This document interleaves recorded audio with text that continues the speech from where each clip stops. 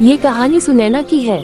सुनैना की शादी रघु के साथ 1 साल पहले ही हुई थी और वो अपने ससुराल में बहुत खुश है, लेकिन उसके मायके में उसकी भाभी प्रेग्नेंट होने की वजह से ठीक नहीं थी और वहाँ उसकी देखभाल करने के लिए उसके पापा के सिवा के भी नहीं था, क्योंकि कुछ समय पहले उसकी माँ भी इस दुनिया को छोड़कर चली गई थी। फिर एक दिन उसके पापा का फोन आता है। अरे ये क्या, मुझे तो पता ही नहीं चला कि पापा की 2 मिस कॉल आई हुई हैं। अरे भाभी ठीक तो होगी ना? मुझे लगता है कि शायद भाभी को कोई दिक्कत ना हो गई हो, और वैसे भी भाभी को 9वां महीना शुरू हो गया है। मुझे तो बहुत ही चिंता हो रही है। मैं अभी पापा को फोन लगाकर पूछती हूँ। हेलो, हाँ बेटा कैसी है तू? हेलो पापा, घर में सब ठीक तो है ना? और पापा भाभी कैसी हैं? भाभी की तबीयत तो ठीक है ना? अरे हाँ सुनैना बेटा, यहाँ सब ठीक है। पापा शुक्र है भगवान का। वो मैंने आपकी 2 मिस्ड कॉल देखी ना, तो मुझे बहुत ही चिंता होने लगी थी कि कहीं भाभी को कुछ न हो गया हो। अरे नहीं बेटा, वैसे तो सब कुछ ठीक है, लेकिन देखो बेटा, अब तुम्हारी भाभी का 9वां महीना शुरू हो गया है और अभी तो तेरे भैया को छुट्टी मिलना भी पॉसिबल नहीं है, क्योंकि मेरी तेरे भाई से बात हुई थी तो वो बोल रहा था कि पापा बॉर्डर पर अभी कुछ टेंशन चल रही है, इसलिए अभी छुट्टी मिलना बहुत ही मुश्किल है, तो फिर मेरा अभी आना बहुत ही मुश्किल है। तो फिर बेटा मुझे बस इसी बात की चिंता हो रही है कि बहू की डिलीवरी का भी टाइम आ रहा है, कि मैं अकेला तेरी भाभी को कैसे संभालूंगा। हाँ पापा, मैं समझ रही हूँ कि आप अकेले बहुत परेशान हो रहे होंगे। पापा, अगर आज माँ इस दुनिया में होती तो आपको इतनी परेशानी नहीं उठानी पड़ती। हाँ बेटा, तू बिल्कुल सही कह रही है, क्योंकि इस समय तेरी भाभी के पास एक औरत का होना बहुत ही जरूरी है। वैसे तो बेटा मैं सोच रहा था कि मैं तेरी भाभी की माँ को कुछ दिनों के लिए यहाँ बुला लेता हूँ, ताकि समधन जी अपनी बेटी का अच्छे से ख्याल रख लेंगी और बहू को भी अपनी माँ के साथ अच्छा महसूस होगा। लेकिन बेटा तेरी भाभी की माँ के घुटने भी तो साथ नहीं देते। बेचारी समधन तो पहले ही बड़ी मुश्किल से ही चलती फिरती है, तो फिर वो अपनी बेटी का ख्याल कैसे रखेंगी? बस इसलिए मैंने उनसे बात नहीं की। हाँ पापा, आप सही कह रहे हैं। बेटा एक बार तुम अपने ससुराल वालों से बात करना कि यदि तुम कुछ दिनों के लिए यहाँ आ जाती और तुम अपनी भाभी का अच्छे से ख्याल रख लेती, और फिर बेटा तेरी भाभी को भी अच्छा लगता। हाँ ठीक है पापा, मैं आज इनसे बात करती हूँ, फिर मैं आपको शाम को कॉल करती हूँ। हाँ ठीक है बेटा। अगर माँ आज इस दुनिया में होती तो आज वो कितनी खुश होती कि वो दादी बनने वाली है, और पापा को भी आज इतनी परेशानी नहीं उठानी पड़ती, और माँ तो खुशी खुशी भाभी की सेवा करती, और अगर भैया को छुट्टी नहीं भी मिलती तो उससे भी कोई फर्क नहीं पड़ने वाला था। लेकिन मेरी माँ समय से ही पहले दुनिया को अलविदा कह गई। अरे सुनैना, तुम्हें क्या हुआ? तुम इतनी उदास क्यों हो? नहीं कुछ नहीं जी, वो बस मुझे आज माँ की याद आ गई। हाँ सुनैना, मैं समझ सकता हूँ कि माँ जी का इस तरह समय से पहले जाना तुम्हारे लिए और तुम्हारे परिवार के लिए बहुत ही दुखदायी है, लेकिन सुनैना भला होनी को कौन टाल सकता है। हाँ जी, आप सही कह रहे हैं। सुनिए जी, अभी पापा का फोन आया था। वो क्या है ना कि मेरी भाभी को 9वां महीना शुरू हो गया है और भैया को भी छुट्टी नहीं मिल पा रही है, और आपको तो वैसे भी मालूम ही है जी कि भाभी की माँ तो हमेशा से ही बीमार रहती है। हाँ सुनैना, वो तो है। तो पापा मुझसे कह रहे थे जी कि अगर मैं कुछ दिनों के लिए मायके आ जाती और भाभी की डिलीवरी होने तक मैं वहाँ रहकर भाभी की सेवा कर लूँ। मैं सोच रही थी कि भाभी की डिलीवरी होने के 10 दिन पहले ही मैं वहाँ चली जाऊंगी जी, यदि आपकी इजाजत हो तो, और कम से कम 15-20 दिन रहकर मैं भाभी की सेवा भी कर लूंगी, और जिससे भाभी को भी अच्छा लगेगा। हाँ सुनैना, तुम बिल्कुल सही कह रही हो। ठीक है, कोई बात नहीं, तुम चली जाना। लेकिन माँ जी, आप इस बारे में एक बार माँ जी से भी बात कर लीजिए जी। अरे सुनैना, भला माँ तुम्हें क्यों मना करेगी? और वैसे भी तुम अपने माई के काम से ही तो जाओगी ना, ऐसे ही घूमने फिरने थोड़ा जा रही हो। अरे तुम ज्यादा परेशान मत हो, तुम अगले हफ्ते अपनी पूरी तैयारी कर लेना और मैं खुद तुम्हें तुम्हारे मायके छोड़ कर आऊंगा। लेकिन फिर भी जी, आप एक बार माँ जी के कान में ये बात डाल देते तो ज्यादा अच्छा होता, कि कहीं माँ जी गुस्सा ना हो जाएं। अच्छा ठीक है सुनैना, तुम इतना परेशान मत हो, मैं कल ही माँ से बात कर लूंगा और तुम देखना माँ कभी मना नहीं करेगी। ठीक है जी, आप माँ जी से बात कर लेना। अरे मुझे तो कल ही पता चला कि आपकी श्वेता भी माँ बनने वाली है। हाँ संगीता, अब श्वेता को 4था महीना लग गया है। अरे अब तो सबने खुशखबरी सुना दी है, लेकिन सिर्फ आपकी बहू ही रह गई है। भला वो कब खुशखबरी सुना रही है? अरे कोई बात नहीं संगीता, मेरी बहू भी जल्दी खुशखबरी सुना देगी। और वैसे भी तो अभी उसकी शादी को 1 ही साल तो हुआ है। लेकिन तुम कुछ भी कहो बबीता, तुम्हारी किस्मत तो बड़ी अच्छी है। तुम्हें बहू तो बहुत ही सर्वगुण संपन्न मिली है। हाँ वो तो है। अच्छा ठीक है, चलो अब मैं चलती हूँ। नमस्ते चाची। अरे खुश रहो बेटा, खुश रहो, और तुम खूब तरक्की करो। अरे ये क्या चाची, मैं आया और आप अपने घर चल दी। अरे हाँ बेटा, मैं बहुत देर से बैठी हूँ तो अब अपने घर चलती हूँ। देखो तो सही कि मेरी बहू क्या कर रही है। हाँ ठीक है चाची, माँ मुझे आपसे बात करनी थी। हाँ रघु बेटा, कहो क्या बात है। माँ वो ऐसा है कि सुनैना की भाभी का 9वां महीना चल रहा है और उसके भाई को भी बॉर्डर से छुट्टी नहीं मिल पा रही है। तो सुनैना के पिताजी का फोन आया था और वो चाहते हैं कि सुनैना कुछ दिनों के लिए अपनी भाभी की सेवा करने अपने मायके चली जाए। अरे भाई भला ये क्या बात हो गई। अरे यदि वो अपनी भाभी की सेवा करने अपने मायके जाएगी तो फिर भला यहाँ इस घर के कामकाज कौन संभालेगा और यहाँ चूल्हा चौका कौन संभालेगा। लेकिन माँ जरा आप खुद ही सोचिए ना कि वहाँ सुनैना के मायके में सुनैना की भाभी को देखने के लिए उसके पिताजी के सिवा और कोई भी नहीं है और उसके भाई को भी छुट्टी नहीं मिल पा रही है और इस समय उसकी भाभी के साथ एक महिला को होना बहुत जरूरी है। और माँ ऐसे में तो सुनैना का फर्ज बनता ही ना कि वो अपने मायके जाकर अपनी भाभी की सेवा करे। और रही बात घर के कामकाज की माँ, तो अगले महीने से हमारे यहाँ एक काम वाली बाई आ जाएगी। और वैसे भी माँ हमारे से ज्यादा सुनैना की जरूरत उसकी भाभी को है। और माँ सुनैना से मैंने बात कर ली है कि मैं उसे अगले सप्ताह उसे उसके मायके छोड़ कर आऊंगा। अरे मुझे तो लगता है बेटा कि तूने सारी तैयारी पहले से ही कर ली है। हाँ माँ, सुनैना के मायके वालों को अभी हमारी जरूरत है। और फिर आप ही बताइए माँ, यदि ऐसे समय में हम उनके काम नहीं आएंगे तो भला फिर कौन उनके काम आएगा। हाँ बेटा, वैसे तेरी भी बात ठीक है।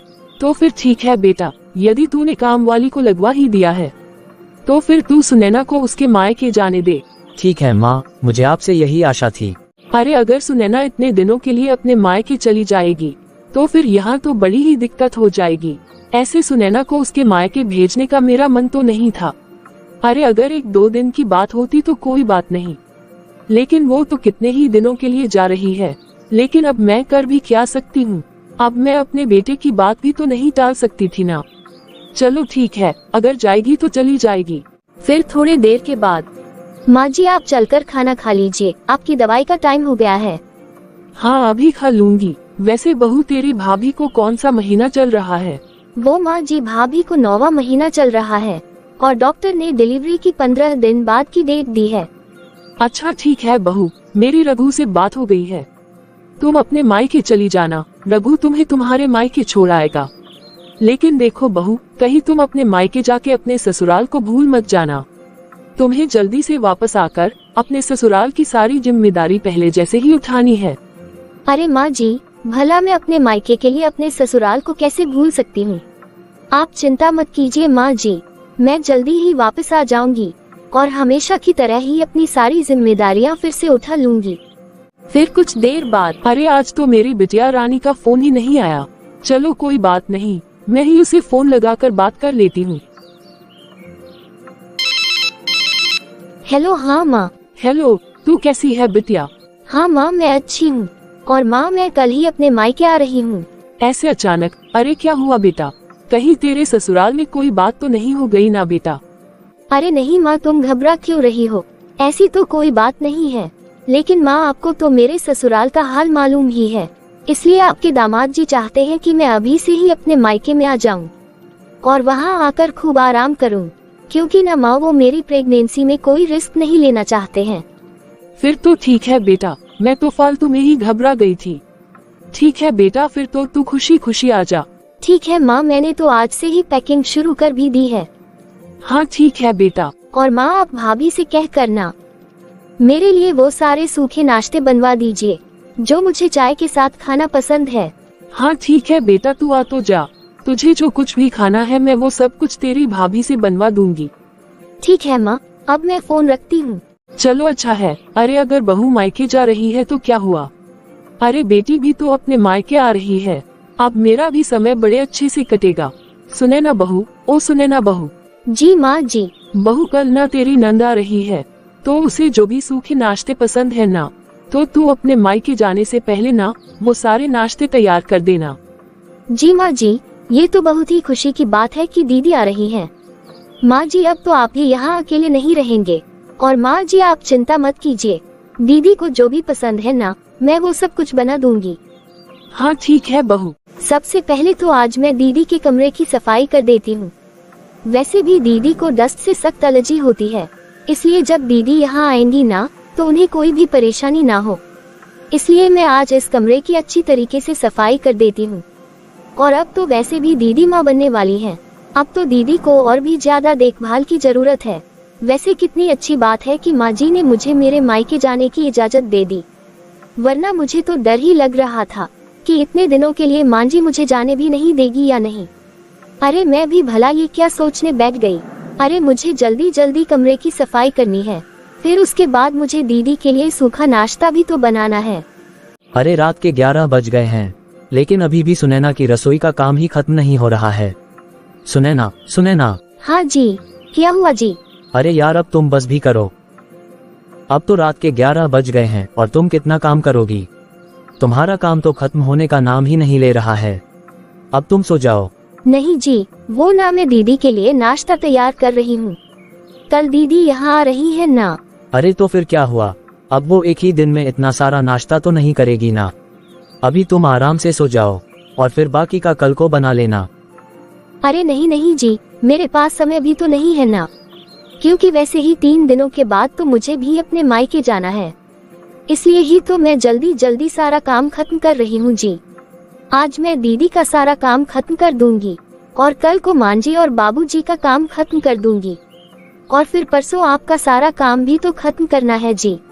अरे यार भला ऐसा कौन सा काम होता है जिसके लिए तुम इतना टेंशन लेती रहती हो?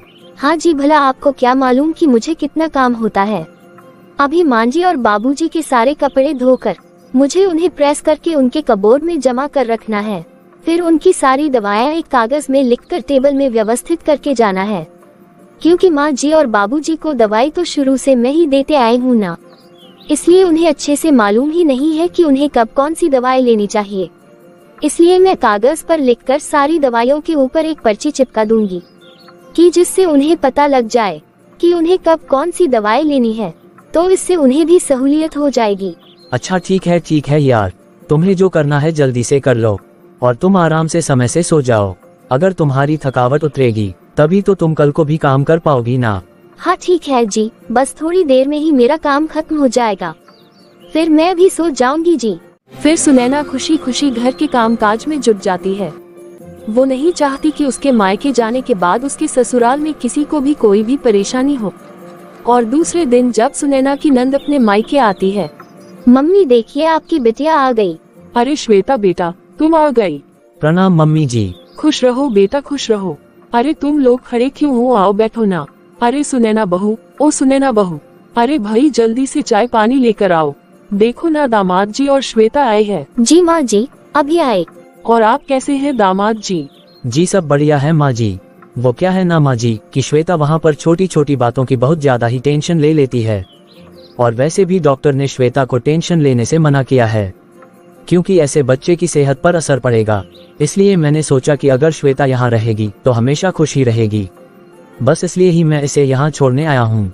और माँ जी मैं ऐसे बीच बीच में मैं यहाँ आता जाता रहूंगा, और अगर श्वेता को किसी भी चीज की जरूरत होगी तो मैं आते हुए वो भी ले आऊंगा। माँ जी क्या आपको इसमें कोई तकलीफ तो नहीं है ना? अरे नहीं नहीं दामाद जी, ये आप कैसी बात कर रहे हो, और भला मुझे क्यों दिक्कत होगी? श्वेता हमारी इकलौती बेटी है, और भला उससे हमें कोई भी परेशानी क्यों होगी? नमस्ते दीदी, नमस्ते जीजा जी। जी नमस्ते भाभी जी। ठीक है माँ जी, अब इजाजत दीजिए मुझे ऑफिस भी देर हो रही है और मुझे एक जरूरी मीटिंग भी अटेंड करनी है।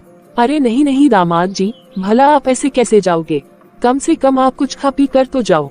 नहीं माँ जी, अभी मुझे देर हो रही है, मैं फिर कभी और आराम से आऊँगा। चलो ठीक है बेटा। और बताइए दीदी कैसे हैं आप? वैसे तो मैं ठीक ही हूँ भाभी, लेकिन ये प्रेगनेंसी ना बहुत ही कठिन समय होता है। अरे कांटे से भी समय नहीं कटता है। हाँ दीदी आप सही कह रही हैं। अरे क्या बताऊँ भाभी, सब कुछ तो ठीक है, लेकिन प्रेगनेंसी में ना सावधानी बहुत बरतनी पड़ती है। खाते पीते उठते बैठते सोते हर टाइम बहुत ही सावधानी बरतनी पड़ती है। बस इसी बात की चिंता लगी रहती है भाभी कि मेरा बच्चा तो सुरक्षित है ना, वैसे भाभी ये सब बातें अभी आपको समझ में नहीं आएंगी, लेकिन जब आप माँ बनेंगी ना, तब आपको ये सारी बातें समझ में आएगी। हाँ दीदी। अरे भाई, तेरी भाभी अगर अभी माँ तो नहीं बनी तो क्या हुआ, लेकिन ये बहुत ही जल्दी बुआ जरूर बनने वाली है। अच्छा भाभी, ये बहुत खुशी की बात है। वैसे भाभी, आपकी भाभी को कौन सा महीना चल रहा है? वो दीदी, मेरी भाभी का 9वां महीना चल रहा है और मैं भी कल ही अपने मायके जाने वाली हूँ, क्योंकि भाभी के पास उनकी सेवा करने के लिए कोई भी नहीं है। ठीक है दीदी, बैठिए आप लोग, मैं जाकर रसोई समेट लेती हूँ। अरे मम्मी, ये भाभी क्या कह रही थी कि ये अपनी भाभी की सेवा करने जा रही है? हाँ बेटा, तेरी भाभी के पापा का फोन आया था। वो कह रहे थे कि उनकी बहू के पास सेवा करने वाला कोई भी नहीं है, इसलिए हम सुनैना को कुछ दिनों के लिए उसके मायके भेज दें। हरगिज भी नहीं माँ। अरे माँ, कम से कम आप अपना दिमाग तो चलाए। अरे भला ये भी कोई बात हुई कि उनकी भाभी की सेवा करने के लिए हम अपनी भाभी को वहाँ उनके घर भेज दें? अरे ये भी क्या बात है।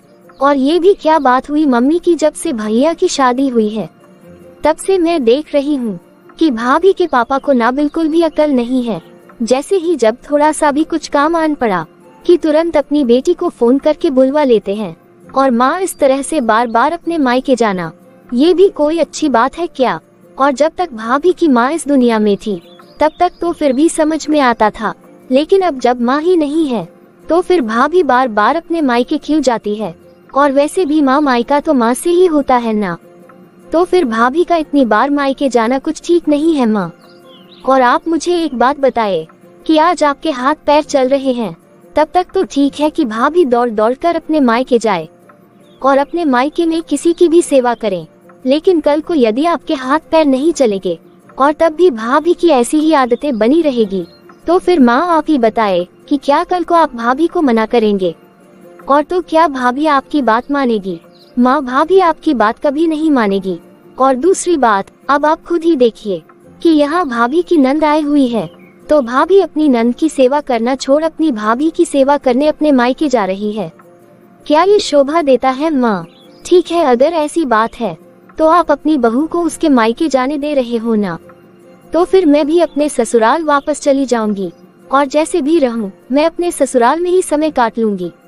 लेकिन बेटा, तेरे भाभी के भाई को ना छुट्टी नहीं मिल पा रही है, अब बेचारी बहू के पास कौन रहेगा?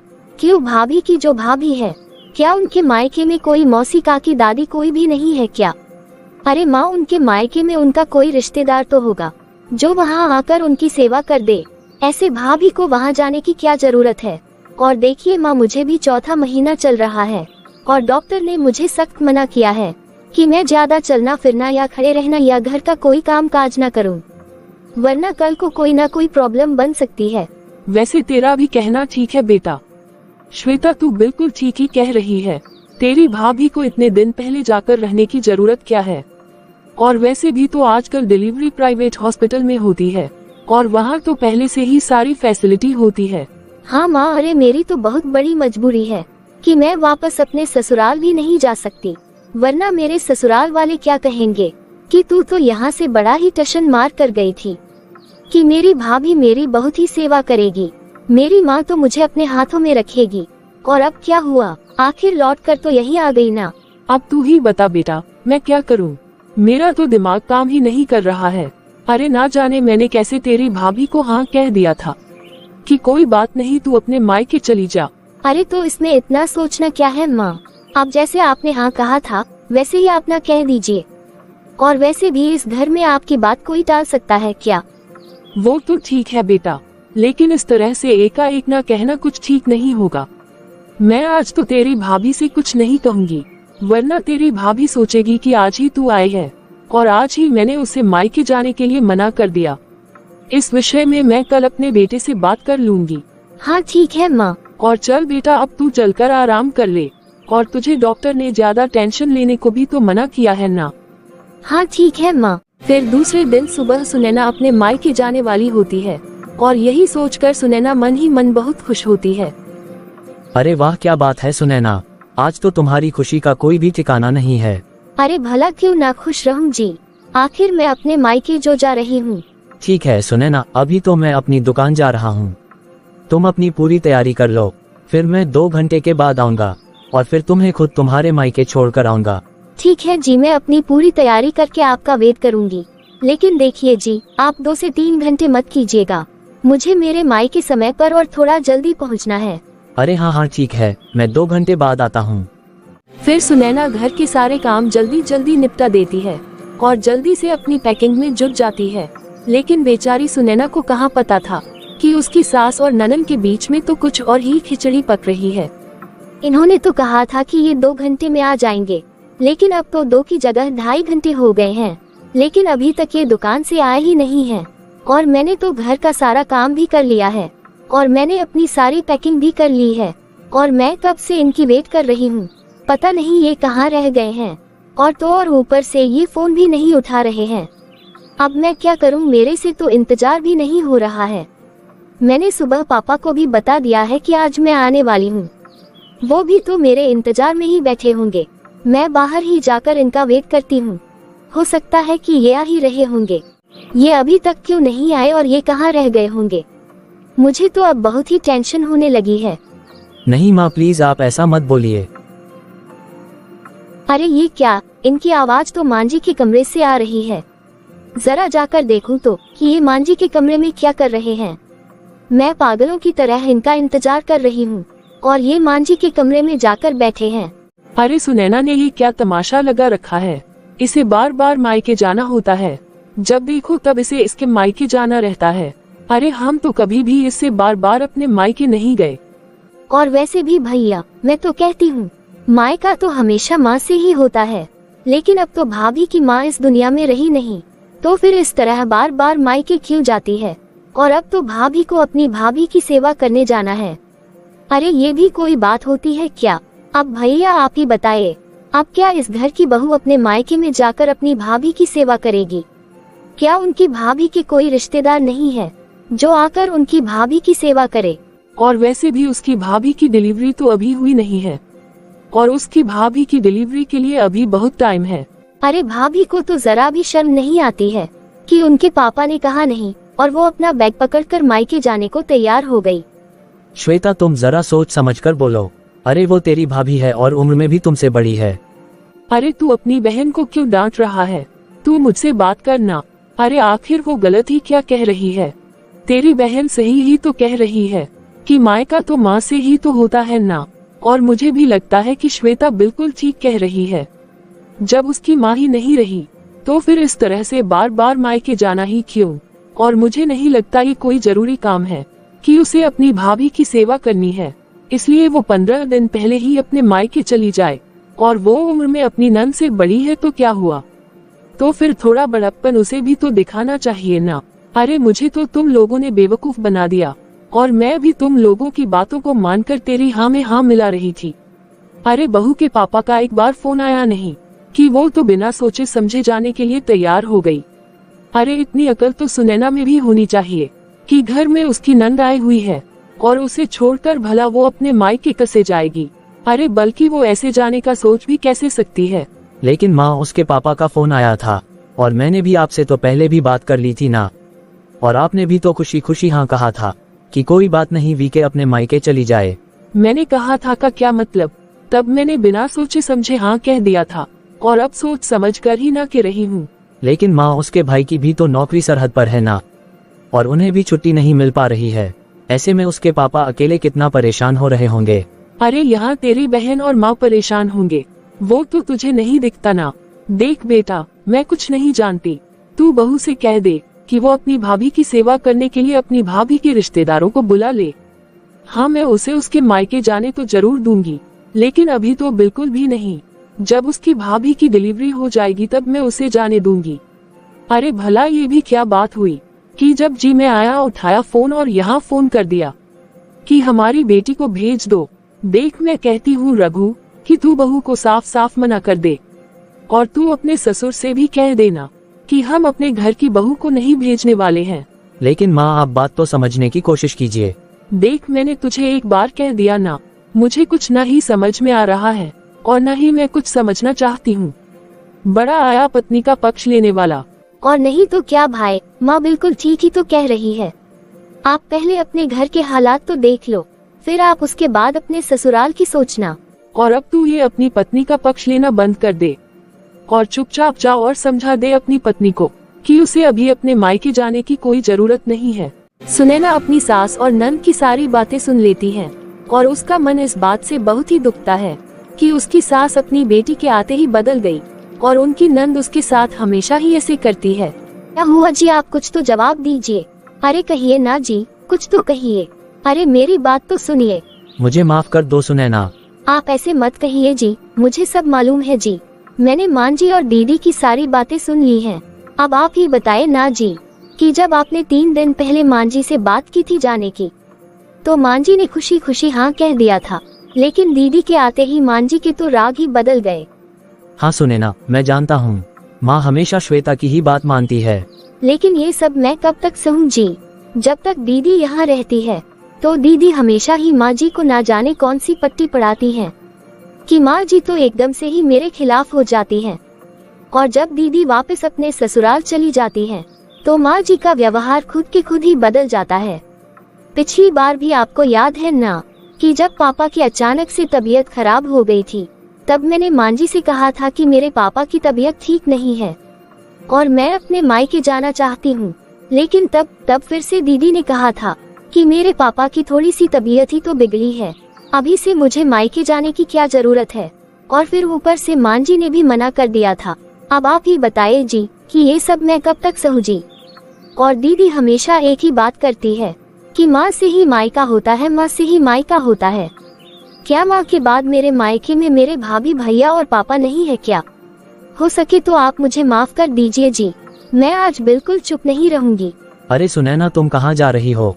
मैं माँ जी के कमरे में जा रही हूँ जी। आज मैं बिल्कुल भी चुप नहीं रहूंगी। बहू तू यहाँ क्यों आई है? मुझे जो भी जवाब देना था ना, वो मैंने रघु को दे दिया है और अब मुझे उस बारे में कोई बात नहीं करनी है, इसलिए तुम चुपचाप यहाँ से चली जाओ। नहीं माँ जी, वहाँ मेरे पापा बिल्कुल अकेले हैं और वो भाभी को कैसे संभालेंगे? अच्छा, तो तूने बड़े बच्चे पैदा करवाए हैं। लगता है तेरे मायके की सारी डिलीवरी ना तूने ही तो करवाई होगी, जो आज तू मेरे सामने इतनी बड़ी बड़ी बातें कर रही है। लगता है तेरे बगैर ना वहाँ तेरा भतीजा या भतीजी बाहर निकल कर ही नहीं आएगा। देख, मैंने एक बार कह दिया ना कि तुझे अपने मायके जाने की कोई जरूरत नहीं है, तो तू चुपचाप जाकर घर के काम काज कर। तुझे कोई जरूरत नहीं है वहाँ जाने की। और अगर तुझे अपनी भाभी के ऊपर इतना ही तरस आ रहा है ना, तो अपने पापा को फोन करके कह दे कि वो तेरी भाभी की सेवा करवाने के लिए तेरी भाभी के रिश्तेदारों को बुला ले। मैं किसी की भी सेवा करने के लिए अपनी बहू को वहाँ बिल्कुल भी नहीं भेजूंगी। लेकिन माँ जी, आप तो अच्छे से जानती है ना कि भाभी की माँ तो हमेशा बीमार रहती है। अरे तो फिर इसे हम क्या करें? ये अब वो जाने, उनकी बेटी जाने। ये क्या बात हुई माँ जी कि वो जाने, उनकी बेटी जाने? अरे वो मेरी भाभी है। हाँ, तो हर चीज की जिम्मेदारी क्या हमने ही ले रखी है? हाय राम, भाभी तो कैसे बेशर्म की तरह मेरी मम्मी से बहस किए जा रही है। भला ये कोई बहू के लक्षण होते हैं क्या? अरे वो तो मेरी मम्मी इतनी सीधी सादी है जो आपको इतना समझा ही रही है, वरना अगर मेरी माँ की जगह आज मेरी सास होती ना, तो भाभी आप उनके सामने अपनी जबान तक खोल भी नहीं पाती। लो, ये कूद गई आग में घी डालने के लिए। अरे बेटा, किसे कदर है ऐसी सास की? अब तू ही देख ले बेटा, भला ये सब मैं कैसे बर्दाश्त करती हूँ। हाँ मम्मी, वो सब तो मैं अच्छे से देख ही रही हूँ। अब यहाँ खड़े खड़े आप मुझे देख क्या रही हो?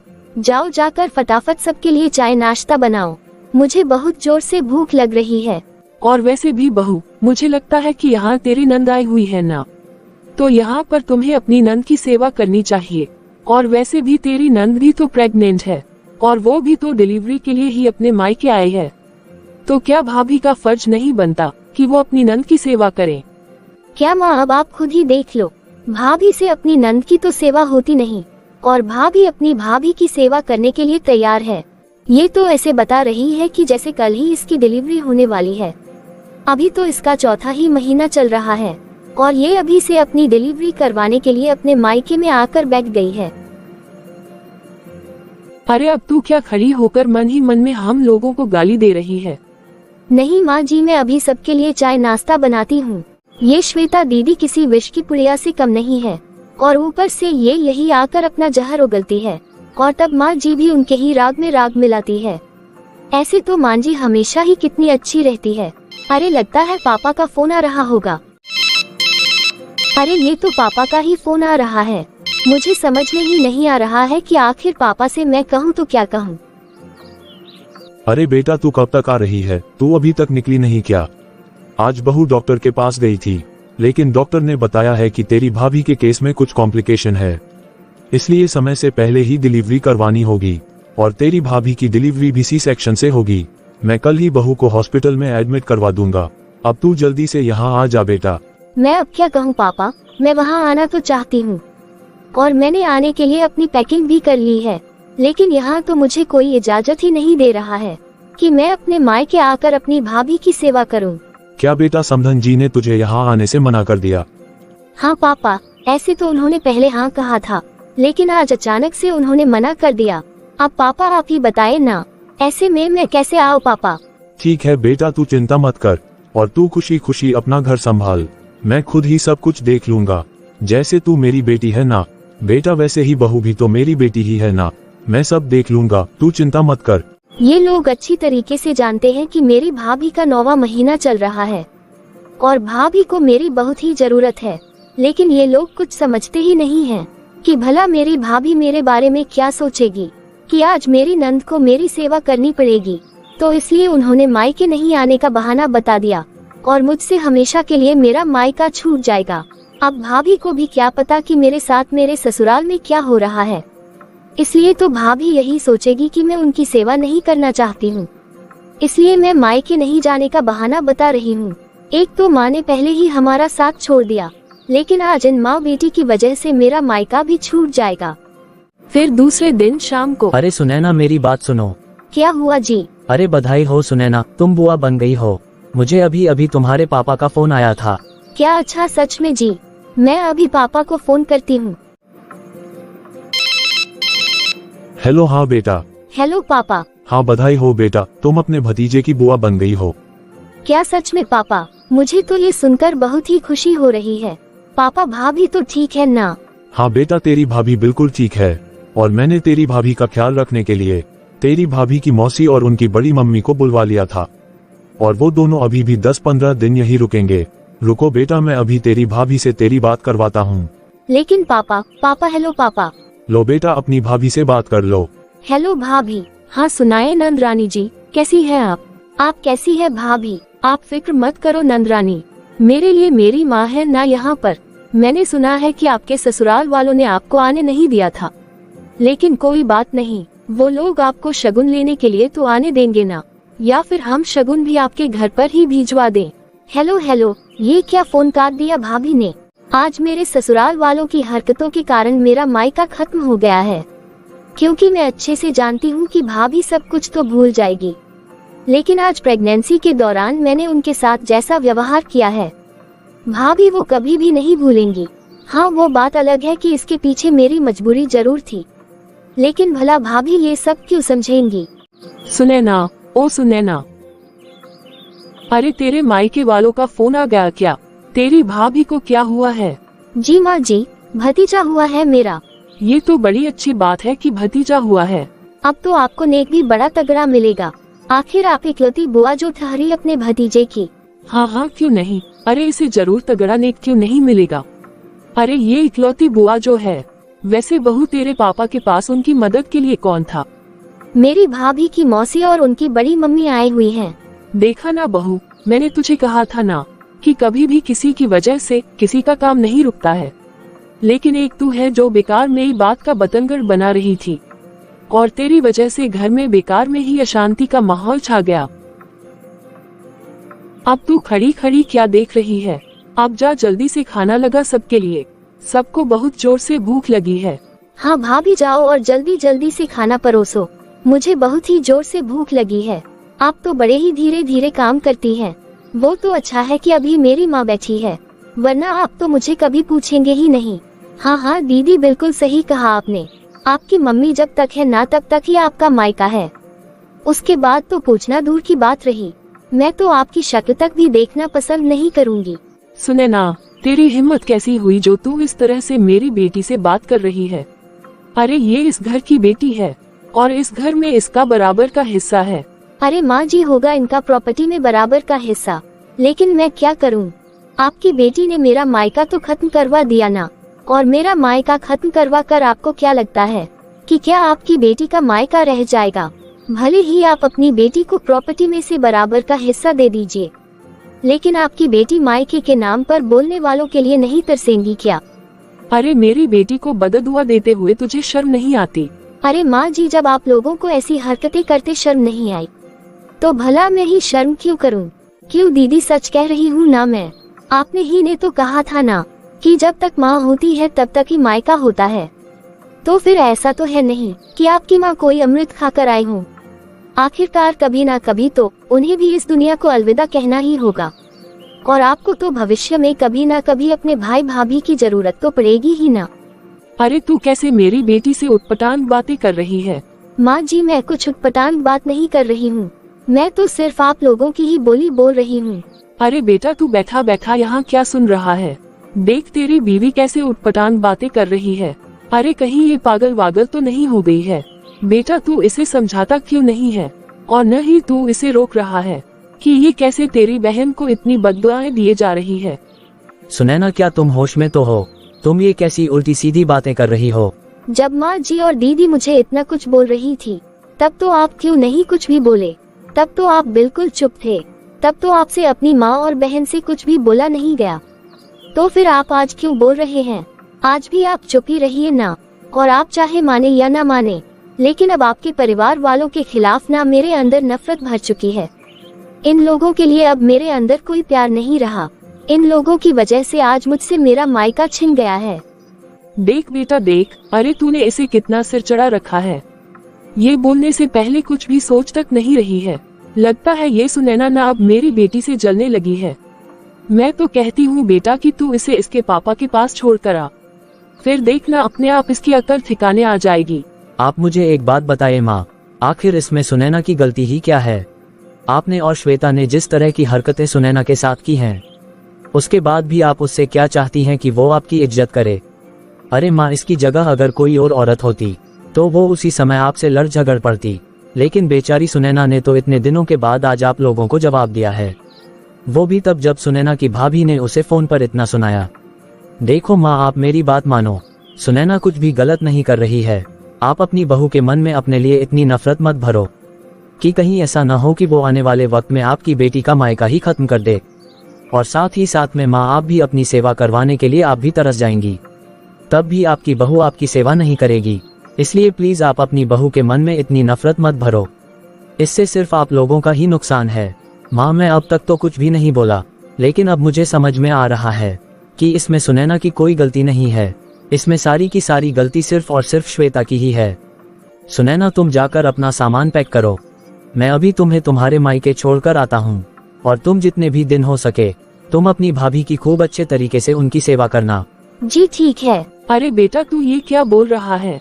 हाँ माँ, मैं सुनैना को उसके मायके छोड़ने जा रहा हूँ, और यदि आपको कोई समस्या है ना, तो कुछ ही दिनों में हम हमारा बंदोबस्त कहीं और कर लेंगे। आखिर हम भी कब तक ये सब बर्दाश्त करेंगे? भैया, मुझे लगता है कि आप बिल्कुल ठीक कह रहे हो। भैया, इसमें सारी गलती मेरी ही है, और आप मेरी गलती की सजा माँ को मत दीजिए, इसलिए आप दोबारा कहीं और रहने की बात मत कीजिएगा। माँ ने कभी अपनी बहू को किसी भी चीज के लिए रोका टोका नहीं था। भैया, वो तो मैंने ही हमेशा माँ के कान भरे थे, लेकिन भैया आज मुझे मेरी गलती का एहसास हो गया है, इसलिए प्लीज आप मुझे माफ कर दीजिए। भैया, आप मेरी गलती की सजा मेरी माँ को मत दीजिए, और मैं अपना मायका खत्म नहीं करना चाहती हूँ भैया। भैया, मम्मी पापा और आपके सिवा मेरा है ही कौन, और अगर आप भी अलग रहने चले जाएंगे तो फिर मम्मी पापा का बुढ़ापे में क्या होगा? भैया, सब मेरी ही गलती है। भैया प्लीज माफ कर दीजिए मुझे, और भाभी, मेरी वजह से आपका मायका खतरे में है ना, इसलिए आप चिंता मत कीजिए। मैं खुद आपके साथ आपके भाभी के पास जाऊंगी, और अपने किए के लिए मैं उनसे माफी मांगूंगी, और मुझे पूरा यकीन है भाभी कि आपकी भाभी आपको और मुझे दोनों को ही माफ कर देंगी। लेकिन मैं आप लोगों से विनती करती हूँ, भैया आप मेरी माँ को अकेला मत छोड़िए। श्वेता, तुमने हमेशा अपनी भाभी का दिल दुखाया है, अगर तुम्हें माफी मांगनी ही है तो तुम अपनी भाभी से मांगो। मुझे माफ कर दो भाभी, आप मुझे माफ कर दो, मैंने आपका बहुत दिल दुखाया है। कोई बात नहीं दीदी, देर से ही सही, लेकिन आपको आपकी गलती का एहसास तो हो गया है। एक बात हमेशा याद रखना दीदी, कभी किसी बेटी से ना उसका मायका कभी भी मत छुड़वाना, क्योंकि शादी के बाद ना दीदी एक बेटी के पास सबसे बड़ा जो धन होता है ना, वो सिर्फ उसका मायका ही होता है। क्योंकि एक बेटी जब भी अपने ससुराल में किसी भी चीज से परेशान होती है ना, तो उस समय उसके लिए सबसे सुकून की जगह सिर्फ और सिर्फ उसका मायका ही होता है, जहाँ वो जाकर सुकून की सांस लेती है। हाँ भाभी, मुझे मेरी गलती का एहसास हो गया है। तो देखा अपने दोस्तों कि कैसे मेरी ही नंद मेरे ससुराल यानी कि अपने मायके में खुद आग लगा रही थी और कैसी अपनी माँ को मेरे खिलाफ भड़का रही थी। लेकिन वो भूल गई थी कि अगर माँ से ही मायका होता है तो फिर मेरा ससुराल भी तो उसका मायका ही है। तो फिर देखा आपने कि कैसे मैंने अपनी नंद को सबक सिखाया। तो हम आशा करते हैं दोस्तों कि आप लोगों को हमारी ये कहानी जरूर पसंद आई होगी। यदि आपको हमारी कहानी अच्छी लगी हो तो प्लीज इस वीडियो को लाइक करें और इसी तरह की प्यारी प्यारी मोरल स्टोरीज देखते रहने के लिए आप हमारे चैनल पीकाबू हिंदी कहानियों को सब्सक्राइब करें।